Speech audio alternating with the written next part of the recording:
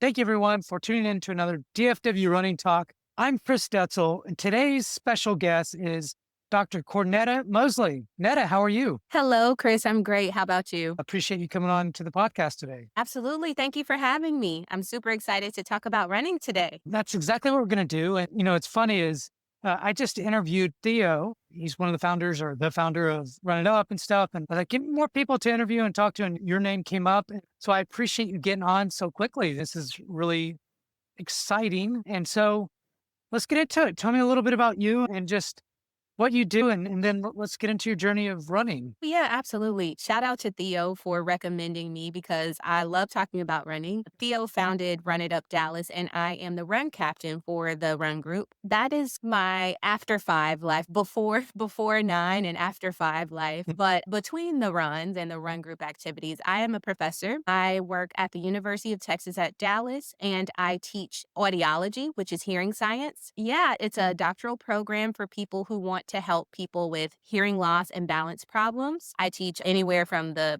doctoral students to master's students in speech pathology and also undergrad students. That's pretty amazing. Thank you. By the way, I didn't tell you this before the show, but I was at Lake Highlands High School this morning, and I live right over there, or really close. And I was running, and I ran into Sterling and a guy named Malcolm, Yeah.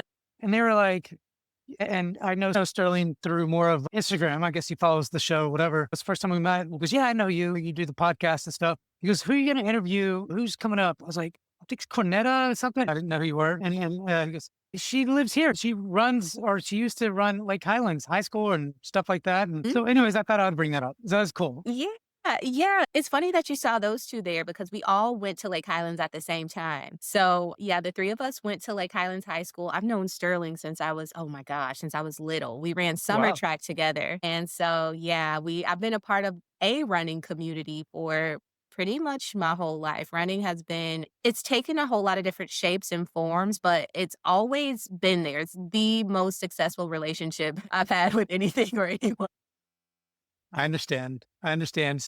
Let's talk about that. So when did you start running? Would you run? What kind of got you interested? Yeah, so I started running when I was in 3rd grade. I started running track. Okay. I ran summer track and I ran track for when I was in junior high as well as high school.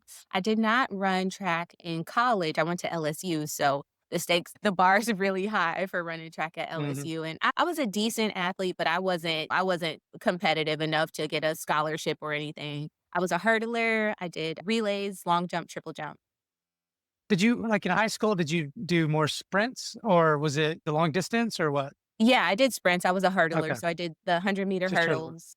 Yeah, I did relays, so I do the 400-meter relay, the 4x1. I do the 4x2 sometimes, and if they needed someone for the 4x4, I was able to do it, but that was not I was not a 400 runner. I also did long jump and triple jump, so I was more a technical runner. All right. So you ran technically. That's pretty hard to do the hurdles and stuff like that. And I'm sure, Well, yeah. man, I would fall every time. But did you start? So you went to college, you didn't run. In college, did you start thinking about long distance at all? Where did that fall into? Yeah, so I went to LSU for undergrad, and when I Hmm. was there, I found my relationship with running morphed. So I had been this like hurdler, sprinter, and then I started looking at running as just a means of exercise without the racing, without the conditioning and track work, sprint drills. And LSU has this series of lakes around campus, and you can do a loop around the lakes. And I just started running the lakes, and I found it so relaxing, and I enjoyed just having the time to zone out and just be. I always say that when I think about, like, how my brain works during running, when I throughout the day, my brain's like a computer. I'm processing information, I'm spitting things out, I'm encoding and reorganizing and doing all these things, but when I run, my brain is a remote control. It's just pump your arms, lift your Yeah. knees, push forward. It's just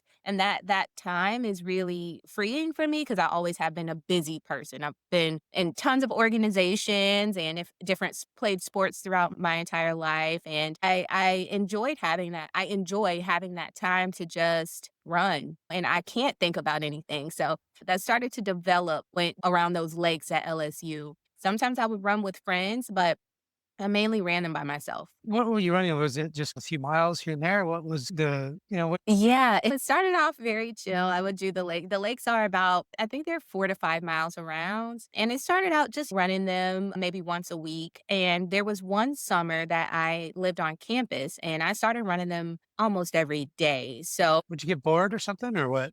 I did not get bored. I enjoyed it and I would run them differently. But and I didn't think about running the way that I do now that I'm like a run coach. Yeah. I just thought about running as a way to escape and also to challenge myself and see what my body could do. So sometimes I would run them slowly. Sometimes I would do what I now know is a fartlek, where it's just unstructured speed work. And I enjoyed just seeing how fast I could do it, seeing how my body felt in the process before and after, and ultimately just seeing how my body changed over the course of that summer. So it was a So really interesting. cool experience. Did you do any 5Ks, 10Ks, or anything like that during that time, or what? What'd that look like? Not a single race. Not a Really? single race as an undergrad. No, nope, not a single race. I don't believe I did my first K, like a race, until I moved up to Seattle. And my first 5K was the color run. Have you heard of that? I have. They've had some of that in Dallas or in the past, long time ago. Yeah. Yeah. That Was it was when my they first. spray you with stuff? It's like some weird. Yeah. Yeah, I did something like that a long time ago. So I don't. Yeah. Yeah. And I was probably, oh my gosh, I was a grad student. I was probably 24 when Okay. I ran my first race, fish at like non-track race, So that was 5K, just a just to year see ago, like then, right? yeah, just like a couple months ago actually. But yeah, I was a grown adult when I started racing. Now. Do you love racing, or what is that? You don't have to tell me what that looks like yet, but did you like that? What does that look like for you? It was fun. I did enjoy racing because it brought back a little bit of that track aspect to it. But it is when I raced back then, it felt a whole lot different than it does now that I actually train. Back Yeah, then it was just like yeah. I want to be able to complete the distance. And I get medal, but now I'm like, ooh, I wonder if I can get top three, or Mhm. place in my age. So it's the expectations are a little bit higher now, or the level at which I'm racing is higher than it was when I started, which was just for fun and for a challenge and also to just give myself something to look forward to. So your long distance journey started in college, 4 or 5 miles. That's not a little amount, especially if you're doing it 4 or 5 times a week at some point. That's what 25 miles a week or plus whatever else you did. So how did that morph? What did that look like after college? You said you moved to Seattle or Yeah, I moved up to Seattle. I went to grad school at the University of Washington in Seattle. okay. And a beautiful place, by the way. And Seattle is a very outdoorsy place. Mhm. So, when I would run the lakes at LSU, there would be a few people out there, but running an area like Green Lake in Seattle, it was just on a beautiful day, it was packed. I Yeah. mean, it's raining 9 months out of the year. So the 3 months where Nobody it's nice, cares. people are outside. Yeah. There were more, I'd say that when I moved to Seattle, I met more people who would run with me.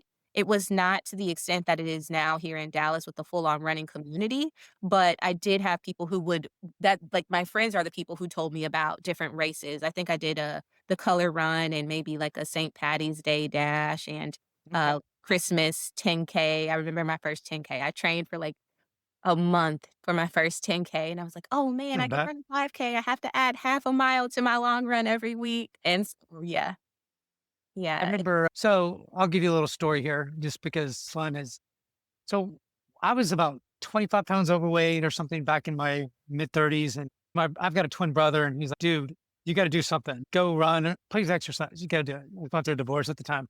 And he was like, I was like, "All right." So I started jogging. And my goal was at first, and I've told this story before, but was a mile a day for 5 days straight. And I can allow myself to walk run the first 4 days. And then Saturday or Friday, I wanted to run the whole thing, not hard, just jog it, whatever, and going through that. Anyways, I think I run a 5K or something eventually after 4 or 5 weeks. And then my brother, he was in the Air Force and he was coming home for a little bit. And he goes, "Hey," literally like that. He goes, "Tomorrow I'm running a 10K. You need to sign up." And I was thinking, a 10K? No way. I'm not even ready for that. And I ran it. I beat him. And so that was Wow. good. And then I realized that I could do more than I thought. And so that was good. So it's cool that you got into that 10K. And so tell me more about that. Yeah, honestly, it doesn't really stick out in my head as a super significant event. Looking back on it was because it taught me that I could do more, but I never doubted that I could do a 10K. I just needed to put in the work to do it. I'd say that what that process did teach me was the discipline required to stick to a training plan. And ironically enough, I ran that race with a friend and she had so much going on that day. We ended up being super late and missed the race. So No, we missed the race. And we just get out there and run it anyway. They had torn down the start and everything. There was very last person was probably halfway through the route by the time we started. And we still ran it. I don't think we got a medal. I don't think we're timed or still, anything. It was just like, you know what? We trained for this. We're gonna do it. So that was a funny moment. But I knew at that point I didn't even care about not getting timed or the medal because I yeah, knew that it was my time to run this race and I was ready for it. And I proved to myself that I could. super dedicated. I'd have been like, all right, maybe next time or something. So that's pretty Yeah. cool. See, that is a good story. I like that. I went out and did it anyways. It was late or whatever. All right, you did that 10K. And did you start doing more? Or what was the thing from Seattle to Dallas? Is that kind of how that worked? Or I don't know. You know what? At that point, I just ran to run. Like it's always been so intrinsic for me. Distance running is just, it's my preferred mode of exercise. I'm not a big gym girl. I go to the gym because I know I need to be strong to be a better runner, but I just like running. That's And good. so I would run. There was, man, Burt Gilman Trail. That was a very popular trail in Seattle. I would run the Burt Gilman and I ran one of the most significant runs was like a 10 miler. And I ran to this place called I can't remember the name of this hilly area, but I ran 5 miles to this hilly area, ran some hills and then ran back. And I felt so accomplished for doing 10 miles and I didn't train for it or anything. It's a lot, I just was feeling good especially on and a I went and trail. did it. Was it a paved trail or what was the trail like? Yeah, it's a paved running trail. Okay. It wasn't like forest trail. No, Would you I ever do hiked a a forest lot. trail? I don't know. I don't know. It's I've fun. thought about it. It's You've fun. done trail races A lot before? of trails. Yeah. Yeah. What do you think? How are your ankles? Like, I think ankles are fine. I think the only thing you have to worry about really is you have to worry more. I say worry. You have to pay attention more. It's not the groove running that you're used to, 5K, 10K, and marathon, whatever you're running, you can just get in the zone. With trail running, it's fun because it's a lot less forceful on your legs and knees, but it's also you have to concentrate a lot more because depending on the terrain, you don't want to trip over a rock or big stick or so you got to watch that. But it's fun. It's just a different atmosphere. You're going to be a lot slower and a lot more tired at the end in general, depending on the trail. But if it's a paved trail, it's just what it is. But so yeah, I don't know. I think you should think about doing do a small one, do a 5K. Or nobody says you have to go and do a half marathon or something right off. Yeah, just it's kind of like whenever you start running for the first time, go run a 5K. Don't do something extravagant at first, and then I think you'll like it. It's different. I do hiking. I like hiking a lot, but I'm wearing like thick boots that support my ankles. I'm bow-legged, so my ankles are I need some support, and that's what scares me. And I'm not the Yeah, most I tend to be accident prone, so I'm a little nervous about trail running, but I have thought more about it now that I'm just more exposed to trail races, and they seem pretty, can I say badass? They seem pretty yeah. You can say okay. badass. Yeah, they seem pretty badass, Say so whatever you want.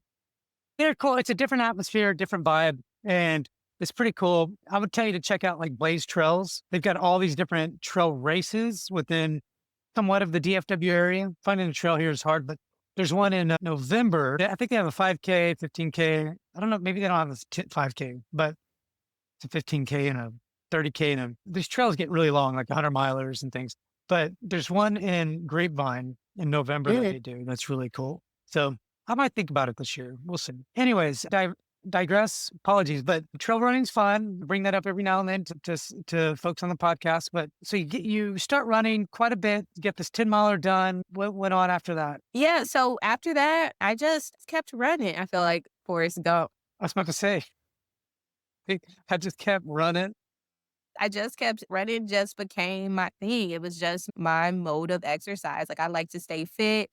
I like the challenge of running. I like showing up and being bad at something one day and then working towards it and being good Exactly. another I day. love that. I like the input output of it. So growing up, I came up in an environment that was unpredictable. Good thing you could do good and bad things happen. You could do bad and good things happen. But with certain aspects of my life, like my profession and also with running, I felt if you do good, you get good. If you do bad, you get bad. And I love the security and the certainty with it. So I just kept running. I finished grad school and I moved back to the South. I lived in Mobile, Alabama. Nobody Okay. runs there. Not a lot of runners. Nope. Not a lot of I would runners in think not. Mobile. Yeah, so What'd you do in Mobile? that was my first faculty position at the Okay. University of South Alabama. I lived downtown and I would just run all around the city and people would see me out there and just What's this run. girl running? Nobody does that here. Nobody does that. Nobody does that in Mobile. But as I said, it was just my thing. It was my preferred mode of exercise. And I skipped a place. I lived in Biloxi, Mississippi for a bit and I would run Wow. along the beach. Yeah, I would Would run that be along. kind of nice? The beach? It was the water was never to this day have touched that water with any part of my body, but the beach is gorgeous. It has this beautiful white sand and it was pretty windy, which was tough, but that was Yeah. just another You didn't get in the another water? obstacle. No. Some people Is it did. Like it's is it not for me. nasty there or something? Or Yes, it's oh, like okay. it's like green. I don't know. There's green water that's like algae, but I think at some point it had a flesh-eating amoeba in it or something like fresh Hell flesh-eating no. bacteria. It wasn't water that you get in. But I don't get in a lot of lakes. I think that's just me. I like being in water. Like and when I went to Orange At the pool, Beach, maybe. well, yes, the pool, but also not Gulfport, Orange Beach and Pensacola. I get in those beaches Okay. because the water was Yeah. clear, it was clean, Yeah. but Biloxi, it's right in the Gulf and it just Yeah. is not It's just nice nasty. water. Well, The it's kinda pool like Galveston, you can get it. It's got a lot of oil in it and a bunch of other shit. I don't know. yeah. I don't get in Galveston water. See, I would run along the beach just like I did in Biloxi Yeah. and enjoy the sand and the wind and the smell of water without getting in it. But yeah, I just ran. I just ran as my form of exercise. In Mobile, I did a couple of races, like a couple of 5Ks, but even then, not a ton. But oh no, I'm lying. When I lived in Mobile, that's when I trained for my first half. Wow. Yeah, yeah. Did you run a half in Mobile? I ran it in New Orleans. It was the Okay. rock and roll New Orleans half. That was my first half marathon, and it was so much fun. And again, that was my first time like having a structured running plan. I think Mhm.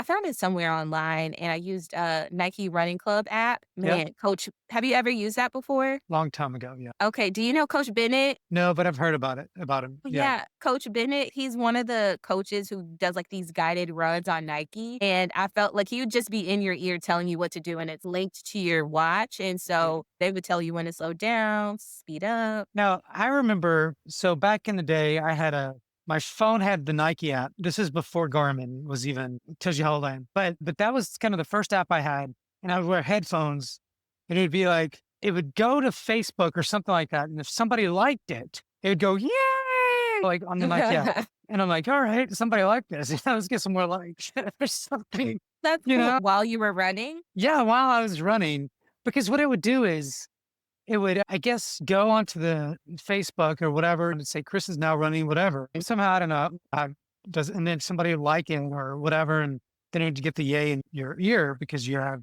some music and everything. And so, anyways, that's another digress, but it still was weird. But that's whenever I used it back in the day. They didn't have coaching Yeah. then, but then they try to add to it, I think.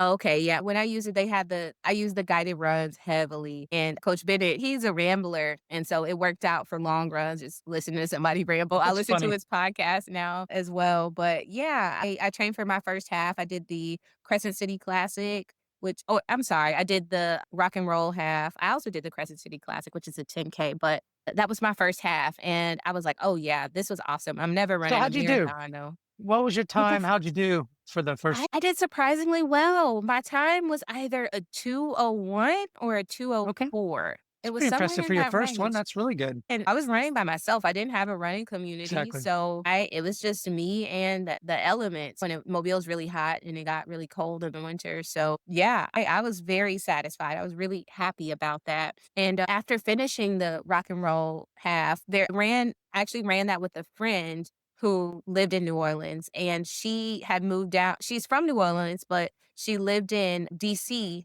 and she moved back to New Orleans. And after the race, we met up with some of her friends who ran with, I think they were with DRC, the District Running Collective. And that was my first time being exposed to running group community. And it felt just like track. I was like, "Man, that's Mhm. really cool. I wish I It's had on. that." Yeah, yeah, and I started just looking at run groups on Instagram, and I found out about run group in Dallas. When I first moved, I was a part of ZFT Run Club, Yep, and a lot of my friends were. big one. Yeah, yeah, a lot of my friends were a part of that run group, and as soon as I moved to Dallas on Wednesday. That day, I went to run group. I was like, "No, I have Nice. to Gotta meet do some people. this," and I've been a part of the run community ever since. And Theo started Run It Up. I saw that he had such a large following of people. There were so many people who were interested in running and wanted the community and wanted to be around other runners, but they didn't know much about running. And so I Yeah. was like, okay, you got the substance. Let me create some structure to it. And when I started as a run captain, that was my job. I became a certified running coach. I did my RRCA adult running coach certification. I created all of our training plans. I created like a detailed training guide that tells them about what the different types of runs are. It has links to all the different training plans for different distances and different levels. I offer like training tips and workshops for our runners. And yeah, it's been really a cool experience. So let's dive into that in a minute. I want to dive more into that because I think that's huge since you brought that up. But let's go back a little bit because you mentioned that you ran that half marathon. Did you ever think about running a marathon in between that? Or was it just, look, I'm just going to do some half marathons? And what has that been like? Absolutely not. I did that half marathon. I was like, why would I do that again? What? No, that's not for me. This was enough. I was walking stiff. I was like, no, I will surprise myself if I do another half marathon. Like I checked this off of my box. I like running. I want to keep liking running. And I don't think I Yeah. would like to run a. Marathon's hard. I've done three of them. It was like my last one was 10 years ago. I'm a Okay. marathon, like racing and stuff like that. And I'm like, it's just too much training for me. And it's just, I get mad all the time. And my wife was like, look, you don't have to run marathons. Yeah. I was like, So deal. I'm running half marathons. that was where I was at the time, but since then it's changed. I'm running my 3rd marathon this year and my first one. Okay. Oh, let's not get Yeah, I away. know. I All know. right. All right. All right. You ran your half marathon. We're going to get to your marathons now. We'll talk about running up in a bit. And you get to Dallas. What year was that? And you got to Dallas. Do you remember? I came here in 23. Okay. So it's going to help me keep things straight. And Mhm. you decide that you're running with ZFT. And then you're like, oh, there's Theo. He's got this really cool thing going on. How can I be part of that? And then you became part of that. And then you're creating some training plans for, I guess, 5Ks, 10, just in general, maybe even halves. I don't know. But just some training plans for people just to say, hey, this is what I should run. Okay. Now, so you've run three marathons from 20 to now or about to. So let's Mhm. talk about that and what got you into that. At first, you're like, never, I'm going to do that. But what kind of got you into that? I'm interested. Alright. There was a little bit of gap in the timeline. So Run It Up started in 2024. Run It Up just Yeah, started last year. So that's right. at this time, I was still running with the other run group, CFT, and we that was my first time being around so many runners Yeah, who were peers and friends, got and it. I started training for a half, like, immediately. As soon as I came, I'm like, "Okay, yeah, I'll do it. I'll do the half with you guys. I'll start training." So I trained, I ran the half, and in the process of that training, I'm seeing so many of my friends who I'm training with, and they're training for a full, and I'm like, "But we run together." I'm If gonna miss we them. run together, if you can do it, that must mean I have a chance of doing it, and I Mm, like running with you, so maybe it won't be so bad, the training process, and so I dipped my toe and I did my first full I decided to do my first full marathon at a brunch after a run. They were all talking about it, and they're like, "Netta, you need to do the full, you need to do the full," because I was a strong runner, and I'm like, "No, I have no desire." I did the half, and I couldn't imagine saying, doing halfway it twice. done, just gotta go back." No, I don't wanna do that. Yeah, But the more I saw them pushing and the fact that they'd done it before, I was like, "All right, I can do it. Okay, I'll do 1 marathon just to check my box," just like I said yeah. about my first half, right? Like, "All right, I'll do a marathon. I'll do BMW with you guys in December." So I did it. I did BMW December 2023, and I said, I'm never doing another marathon again. I am not ever doing that. The What'd you training is do? so long." I did okay. I did not do as well as I wanted to. I ended with a 4:20 Mm. something, so it wasn't super fast, and I crashed at the end. I started cramping up, and So let's yeah. let's talk about nutrition and hydration and all of that. What did Mm, you know yeah, about that absolutely. then? What did you know and what didn't you know and what'd you learn? I'm just Mhm. curious because a lot of people, it's funny, people will ask me, Chris, I learned so much on this podcast when you talked about some nutrition or because a lot of people do the same thing you did in the first minute. We all do that. Like we Wow. all crash or balk, whatever. What'd you learn? What'd you do? You know what I mean? Tell me a little bit about that. Yeah, the primary mistake with my initial marathon was my training. I wasn't running enough. I was running maybe 4 times a week, and I was stacking my runs. So on weekends, I'd do a timed long run, like an hour and a half easy run, and then the next day do my long run, which would be we peaked at 22 miles.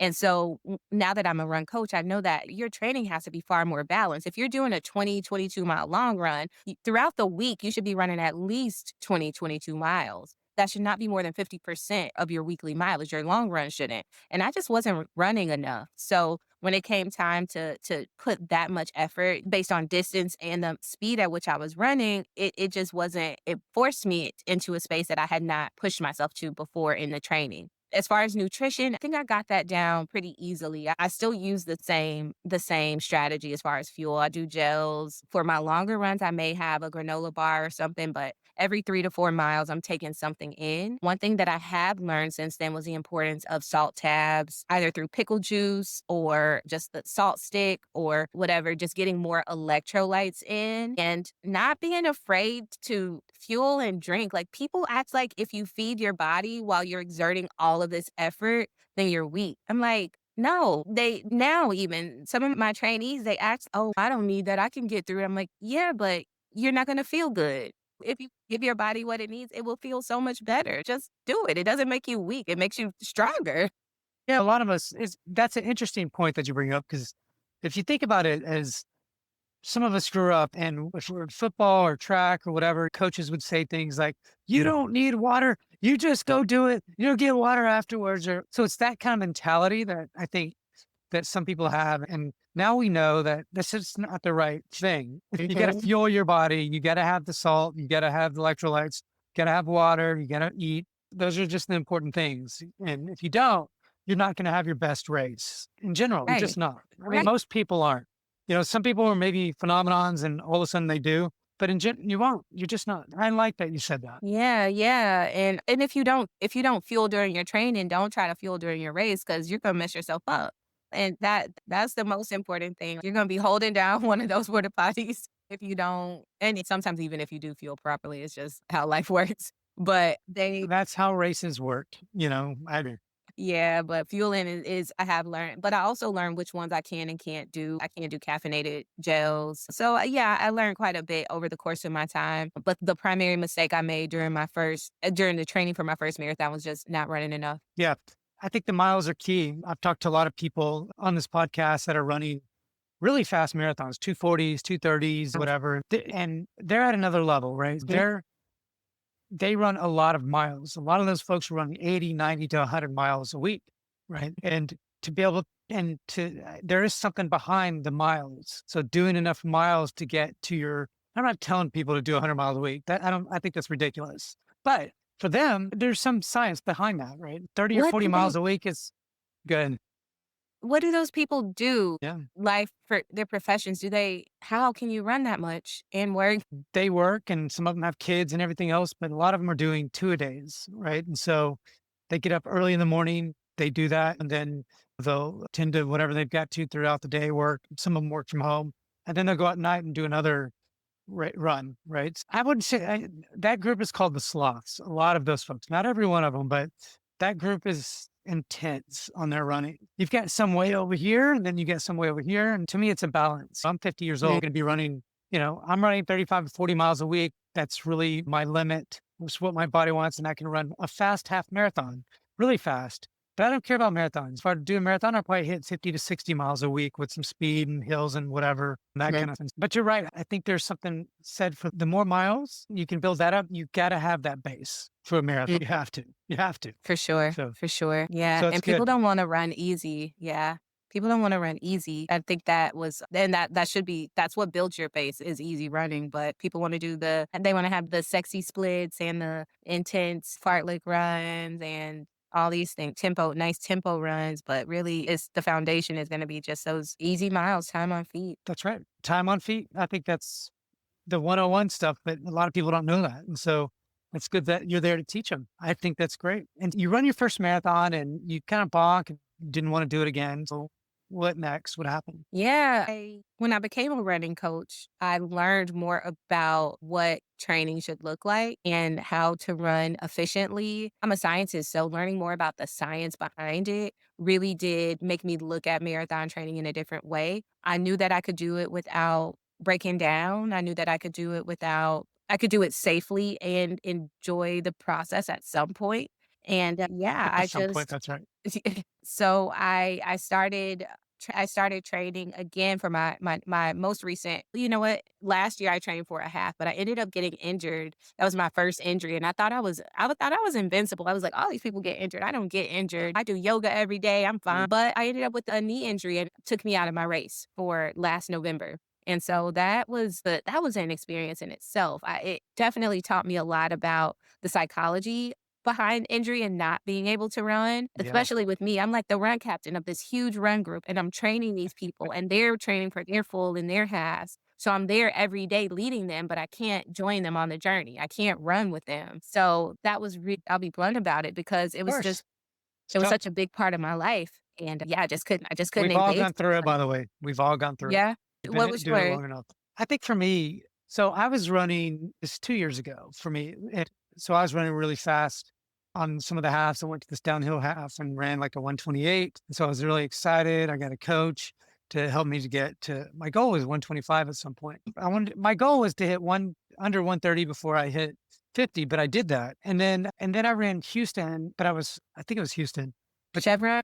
and then my Achilles started, I think I ran a 131 there, but my Achilles started hurting really bad. Mm, For the next 5 or 6 months, what I found out was mostly the shoes. So I was wearing those plated shoes and the carbon plated shoes, and I love them, but my Achilles didn't love them. So I stopped mm, wearing those, did the kind of exercises, kind of stopped running, got out of the community a little bit. And I think that injury is, it's just something that's going to happen. And you got to try to figure out how to, it wasn't my first injury, by the way. I was going places, I was doing really good things, and then I get injured. And so literally for 6 months and probably longer it hurt, but it started getting better because I stopped wearing those shoes and slowly but surely just got better. But it took a long time, a really long time. yeah. And I think that you just have to look, you got to think of other things. You start thinking, well, maybe I can work out or cycle, or there's other things you can do. But it's hard as a runner because that's all I do. I don't really do Yeah. much else. Yeah. You preaching to the choir for sure. Yeah, we all have gone through it though. And I think that that's part of the journey. And it hopefully makes you a better runner. At the very least, it helps you to become understanding of others. Injury is real. Absolutely. And understanding of yourself, Yeah, just of because course. I felt like I was doing enough because I was doing yoga every day, that my body needed more and I wasn't listening to it. I thought I was because I wasn't always in that much pain, but I wasn't doing enough. At the level that I started running, I needed more. I needed cupping and foam rolling, at least foam rolling. Now I foam roll pretty much every day. So foam rolling and very targeted mobility work. And I just needed more than I was giving myself. And it sat me down and made me reflect. But the beginning of this year is when I did my second full. I did rock and roll again, Nashville. Okay. Wow. That one was, have you heard about that one? Yeah, I've heard of it. I've not done it, but Well, it's yeah. a dog of a race. It's a Really? dog of a race. Yeah, it was tough. I wanted to get at least a sub 4. I did not hit sub 4. I was at like a Okay. 404. But man, when I tell you that race was poorly advertised and super Right, hilly. right. I knew it had some elevation to it, but when I looked at the elevation map, it was mainly in the beginning. There were some rolling hills throughout, but what I didn't know at the very end, I think it was miles 20 through 24-ish, and like the most egregious, aggressive hills you will ever see. And you're already dead. That's when the race Yeah. starts. Like you're already dead by then or near death. And then you have these hills that just snatch the rest of your soul away. It was to the Mhm. point like I'm running up a hill and it has a switchback. So you switch back and the hill is like it's more hill Yep. and more Mhm. steep. Been And there. there were like 3 or 4 of those back to back. And I was done. There were It was like warfare. There were people like just running to the side and like laying down on the ground, just like falling out in the middle of the course. It was so bad. It was so bad. But I still finished. And in that race, I did started cramping up because I didn't take enough electrolytes because it was warm. It was warmer than I expected. And just with the hill, the terrain was just really rough. So I made it through, and that was the first time that I've ever had, like, the noodle legs at the end of a race. Mhm. So I stopped, and my legs just started to quake, and a couple of women come and try to, like, get me a wheelchair. I'm like, "No, I don't need a wheelchair." I just kept standing. I just need crutches. I just need a give me a cart or some but I ended up walking off. I didn't collapse. I didn't fall. I kept my legs under me. And yeah, I was very proud to have finished that. Didn't perform to the extent, I didn't perform the way that I wanted to. And I was surprised by the hills. But that race taught me the importance of just mental agility and adjusting. But It Netta, was, let's be realistic. And one, we as runners are hard on ourselves by too much. Two is you PR'd by like almost 20 minutes yeah, on a pretty tough course and hot day. yes, yes, Just because you didn't hit your what you think you should have hit and a goal of under 4 hours, which is I understand, but there are other races. And it's only your second race. It's only your yeah, for second sure, marathon. And for so sure. to me, there's a lot of progress right there. And all the things that you just told me. And you should be proud. No, you probably are. I would be very proud of that. And I'm amazed. Like you did almost 20 minutes better than you did the first time. That's huge progress. Of course, and I'm not discounting the fact that Yeah. I got better. I trained better and I was prepared really well. I really did put my all into that training block. What the race taught me though was when it comes to my mental state, I felt so confident at the beginning and when the times got hard, my confidence just Yeah. plummeted. And oh my gosh, the 4 hour pacer ran by me on one of those hills and I like put my last into it. I'm like, no, I have to catch up with him. But by then it was all gone. And it just taught me the importance of what it taught me was that even if you feel like you have nothing left, as long as you're moving forward, you're moving in the right direction. So even though it hurt, even though I was cramping up, even though I had all these thoughts in my head about how I wanted to get sub 4 and seeing the sub 4 or the 4 hour pacer pass me up, I knew that I had it in me to keep going. And my experience with being injured the following year, I was like, okay, all these people are watching me. My team is tracking me on this run. They've trained with me. They've rooted for me. Like I owe it to them to just keep pushing. I owe it to myself after all the time that I put into this to keep pushing, even when it's ugly, even when it's disappointing, still have it in you to keep going. And that's what ultimately got me through. Yeah, I think you have to do that. And I think that's a great lesson learned. I mean, great lesson learned about yourself. You learn that you could probably do a little bit more than you thought and you can get Mhm. past that no matter how hard it is. I could go run a 5 miler and it's a race. And that last mile, every single time, I don't know, I just want to quit. This Yeah. sucks. Right. Certainly a Everything. marathon. And Oh, yeah, go I mean, ahead. even certainly a marathon, right? You really got to push through it. And there's a lot. So that's a really awesome lesson. Yeah, every time I run a 10K, I see the turnaround for the 5K folks. I was like, man, that could be me right now. I could be Yeah. halfway done. Same. I think that too. What's next for you from a marathon? You said you got another one planned. What does that look like? Yes, I just got a bib for the New York City Marathon. So it will be Hey, my first world major. So I'll be going there in November. And nice. yeah, that was a really cool. I'm super excited about that. I'm grateful to have gotten in. Strava pulled some strings for me and was able to get a bib for me. We have a Run It Up has a partnership with Strava. And yeah, it was just yeah, I'm super excited. It's my first world major. I'm not gonna lie. When it comes to world majors, I have an idea in my head that they're like marathon. It's a race. It's a little bit overrated. I don't know. I don't know if they're overrated because I haven't experienced one yet. But I feel But you're gonna like have a lot of fun.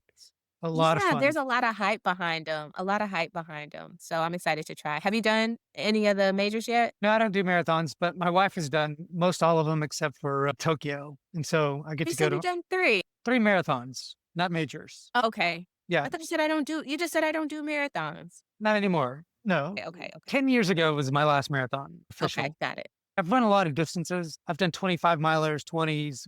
I've done 120 miles in Colorado up some mountains in 6 days, things like that. But I've done 50Ks. So I've done stuff, but I don't really like to race marathons. It's just I like to race the halves and shorter distances and sometimes a little bit. For me, it's I don't know. I just don't like running that long, that fast. Yeah. too much pressure for me. It's like, I could do it, but I just don't want to. Yeah. But yeah, my wife's she's done her 13th Boston Marathon this April. Wow. And then she's done New York once or twice. She's done Chicago 2 or 3 times. She's done Berlin. She's done London. And Tokyo. I don't know what she wants to do. We'll see. But so I get to go to them, take videos and pictures and stuff. But Yeah. uh, I'll have to give you the 5Ks and stuff. All right. You're going to do New York. You're ready, or you will be ready. It's coming up. So that's exciting. Yeah, Trust for me, you're going to sure. love it.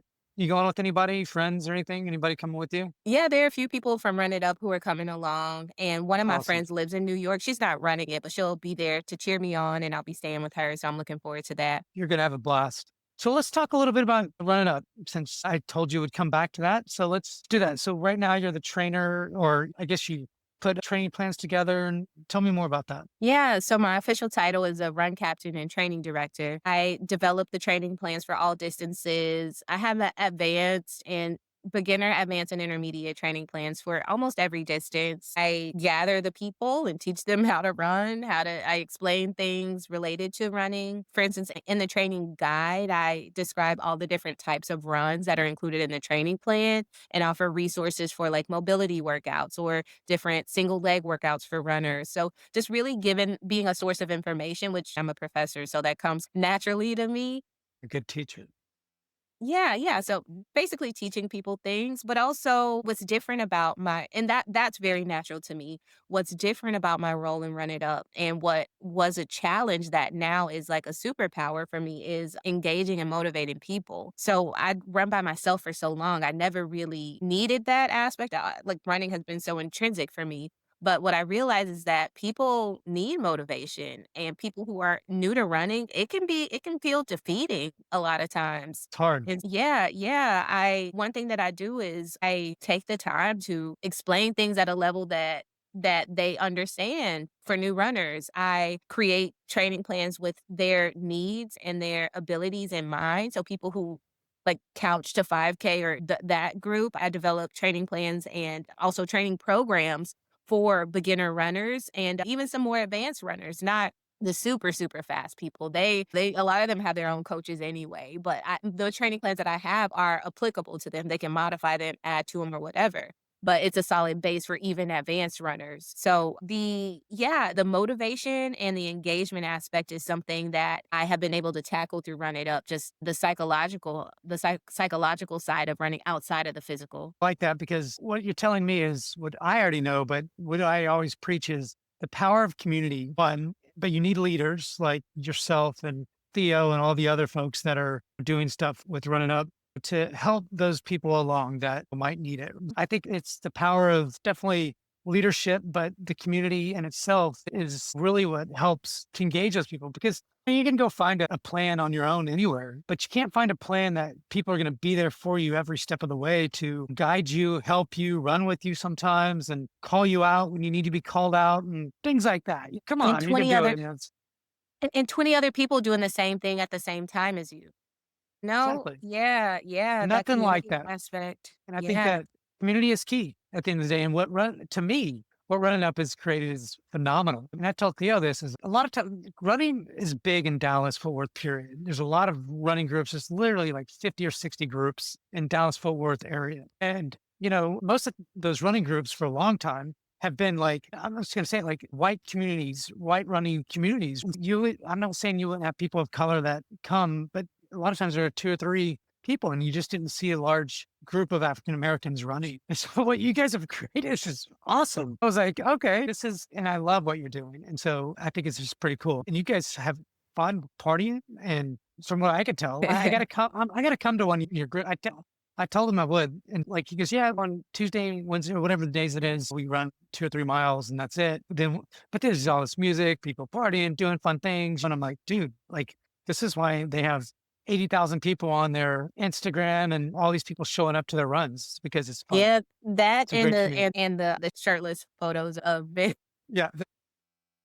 I tell Theo, I go, all these sexy people are like people with their shirts off, these very beautiful people in general. And I'm just like, that's what attracts people. I did tell him, I go, some people see that as, oh, people are just looking at, I was like, so what? Even if they are like, they're being healthy about it. They're running, lifting weight. They're all kinds of stuff. There No, was part of, I don't know. I feel like the aura around Run It Up is like the most perfect bait and switch. How come you're gonna see these beautiful people and then you come and we're running? Yeah. Like we're That's a actually fun group. running. And you keep coming and you keep running. And the next thing you know, oh, I'm gonna do a 5K. Oh, I'm gonna do a 10K. I'm gonna do the half. Oh, I'm gonna do a full. They fall That's into right. the trap. And it's they develop a love for the sport outside of the glitz and glam or the Instagram stuff. So we kind of reel people in with the Love it. Instagram and we get them into running. And it is really radical what we're doing because you don't see a lot of black and brown people moving their bodies, especially not running. You may see more of them in the gym, but even at races, you go to races and you don't see a lot of us. We're not on the definitely not on the podium. And that's what I'm looking for moving forward is to take our training to the next level, to have a bigger presence on podiums and bigger events because we have the ability, we have talent in Run It Up. We have some amazing runners.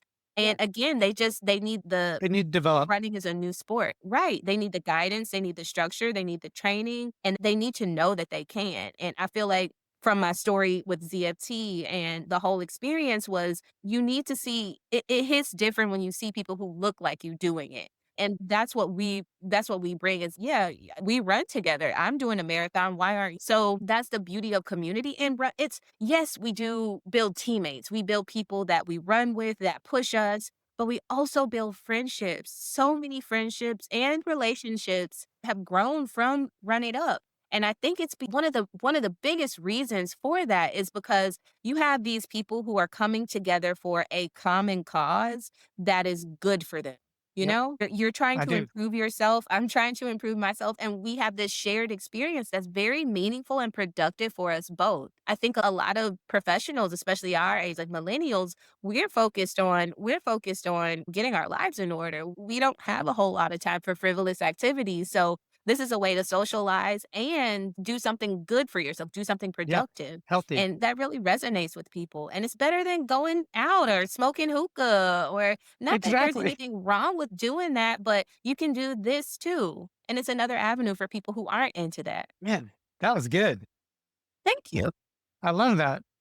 I can't say that any better because I completely agree with you. And what you guys are doing is amazing to me. I've got to come out. I think I'm going to try to come out in the next week or two just to hang out, maybe run a couple miles with you guys just to fun. But is there anything that I missed that, I should have, that I didn't cover that you wish I would have covered? There's one thing that I'd like to touch on, and it has Yeah. to do with Run It Up. One of the things that I appreciate most about this experience, about being run captain for Run It Up and just involved with the leadership team is the creativity that we have to morph and create new things. So like for instance, with Run It Up, we have the Run Group, but also the Run It Up Foundation. And with that, we're building different health clinics. We're doing cardiovascular screenings. We're doing health literacy, financial literacy programs, mental health events, different ways to support the Black community here, really targeting some things that are really plaguing our communities or some things that are really hard to overcome. And we're using our motion as an organization to make a difference in those arenas. So one of the programs that I spearheaded was called Get Off the Couch. It was like a couch to 5K program. And we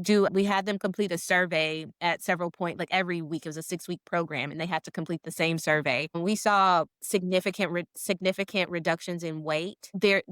The weight and also the amount of time that they were working out and the distance that they were able to run. But what was most resounding to me were the changes in how they viewed themselves. This group was primarily women. And at first they were like, I don't like who I see when I look in the mirror. I want to feel confident in my body. I want to feel like I can accomplish things. I want to feel more confident. And by the end, we asked one question that asked, how confident do you feel in your ability to complete the workouts this week? They would be around 1 or 2 at the beginning, up to 8 and 9 towards the end. The end results were, I did not think that I could accomplish this, and you guys showed me something new about myself. I'm a new person because of this. It's like Mm. literally life-changing. And so I love that we're able to use our platform to touch real people and to make real change on individual and group levels. So yeah, it's truly a blessing. It's a blessing to be a part of the organization and to be a hand that's shaping it. And Netta, you guys are taking running to a different level and to new heights just with health and people feeling better about themselves. And I think in general, running does that for a lot of people. But by calling that out, saying it, and making an effort to push that, to show that. And that data is truly amazing. And wow, it's been really good. So, Netta, this has been really good. Thank you so much for coming on. Thank you, everyone, for tuning in to another DFW Running Talk. I'm Chris Detzel. Don't forget to rate and review us, and make sure to go to dfwrunningtalk.substack.com to get our newsletter and sign up there. Netta, thanks again for coming. Thank you for having me, Chris. You're welcome.